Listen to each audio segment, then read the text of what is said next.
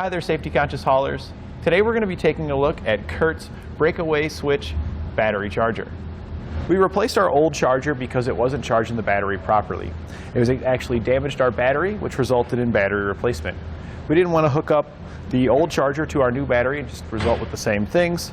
So we put a new charger on here, and the purpose of the charger is to properly charge this battery. It limits the amount of current going to it so we don't overcharge the battery, which ensures a longer lasting life and proper operation of the battery. It also works as an isolator, so you can hook up your battery circuit for your charge line, the battery, and as well as the output to your trailer brakes. So it's an all-in-one solution for getting a breakaway switch set up, having this working to charge the battery and operate your breakaway switch. You can get this by itself if you just need to replace a damaged battery charger for your existing breakaway system, or you can get this with a kit that comes with a battery box and breakaway switch, so you can replace the entire setup on your trailer if you need to. Here we've got two different battery chargers. The one we just installed is from CURT, and we have the one from Tekonsha here on the right. They're both going to perform the same functions. The big thing here is the durability of the two. The one from Tekonsha here is just heat-shrinked components wrapped inside, so it doesn't really feel like it's going to be as durable as the CURT here. That being said, depending on the space that you have, this might be the better option. Your battery box here may not have quite as much room in it as this one does, so we're able to fit the CURT inside of our battery box here, but if yours is very tight, you may want to consider going with the Tekonsha because you could keep it entirely inside your battery box. The CURT here is more suitable for being outside the battery box, so if you do have a small box and you want to mount it on the outside, this would be a good option for that. So it really just comes down to the space that you have available for which one's going to be the better option for you.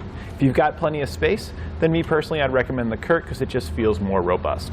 We'll begin our installation at the breakaway switch battery box. Our charger is either going to be located inside the box or just outside the box. We have nothing located outside of ours, so that means ours is going to be on the inside.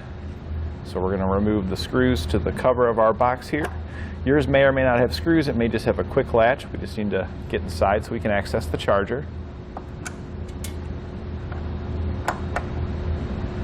We've now got all the screws loose on our battery box. We'll take the cover off. And inside we see our charger here. Our charger has 3 wires that we're going to need to connect. One is the battery positive, which clips onto your battery there. And then the other 2, you'll have one that connects to your breakaway switch, which is the blue wire here off of our old one. We can see it going to the blue wire, which routes right over here to our breakaway switch. And then the black wire here is our charge line wire from our 7-pole connector from our vehicle that's pulling our trailer. You can trace this back. Typically you can either trace it to a junction box on your trailer or to the 7-pole connector. Black is the most common color that you would have for your charge line. You could also hook your truck up and just use a test light to verify if you have power on this wire. So we're going to go ahead and remove our old charger. We're going to start by disconnecting it from the battery by just pulling that Spade terminal off of the battery there. We'll then need to cut our old wires. So we're just going to snip off the black one, and we're going to snip off the blue one, and we can move our old charger out of the way. We'll then want to separate out our circuits here for the ones that we want to connect. So we're just going to get the other ones out of the way there. And we've got our black and our blue. We're going to strip back both of these.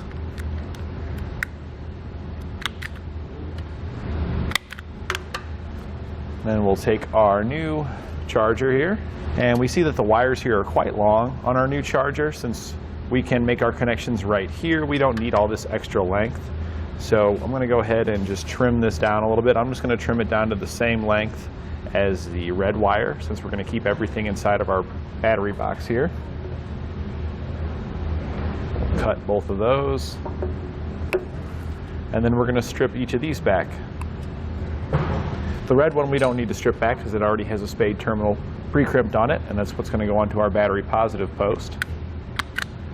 The black wire on our charger is for the charge line from your 7-way, and the blue wire on our charger here is for the breakaway switch for the output for that. I'm just going to twist both of these, we'll twist both of these, and then we will use butt connectors to crimp everything together. We're going to be using heat shrink butt connectors. Even though this is a sealed box that should keep out most moisture, there is a hole here on the side for wiring to pass through, and it's possible that moisture could get in here, so we want to make sure we protect our circuits from corrosion. You can pick up heat shrink butt connectors here at etrailer.com, and we've chose those because when you apply a heat source to them, they will shrink down over the wire, sealing out any dirt, debris, and moisture, ensuring a long-lasting connection. We crimp one on the blue wire, and then we already know that our blue wire here on our trailers for our breakaway switch, so we're going to attach that to the blue wire coming off of our new charger.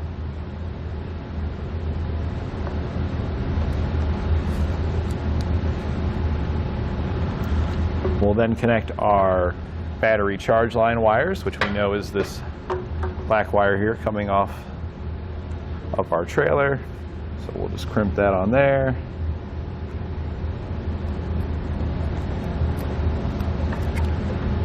And here on the other side, we'll place our black wire in and crimp it there as well. Before we hook up our red wire, we'll go ahead and grab our heat gun, and we're going to shrink down those butt connectors.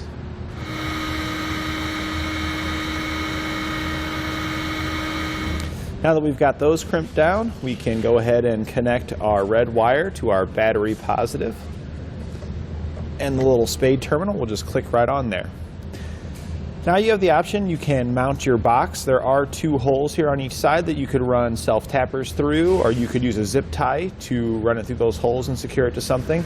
Since we've got a box here, we're just going to store ours down inside the compartment. So now we want to just test out to make sure that everything's working. The main goal here is that our battery is going to have power to be able to apply our brakes in the event of a catastrophic disconnect. This is all a safety mechanism to ensure that those brakes can apply in that event. We've got our test light here, so we can just test that out to make sure it's sending power where it needs to. We can see that we've got power at the battery here, and I've already taken the cover off of the junction box down here below. The stud located down here is our brake circuit, so we've got nothing on there right now, so we can go ahead and pull our breakaway switch pin. And when we do so, we get it to power up. If I put the pin back in, power is gone. So we know that our breakaway switch is working. It's sending power down to our junction box, which from there it goes to the trailer brakes at the back. Now if you wanted to check your brakes, you could jack it up and spin the wheels just to verify that they are working properly. That's a great test just to verify that the brake mechanisms are also working at the back of your trailer. And that completes our look at CURT's breakaway switch battery charger.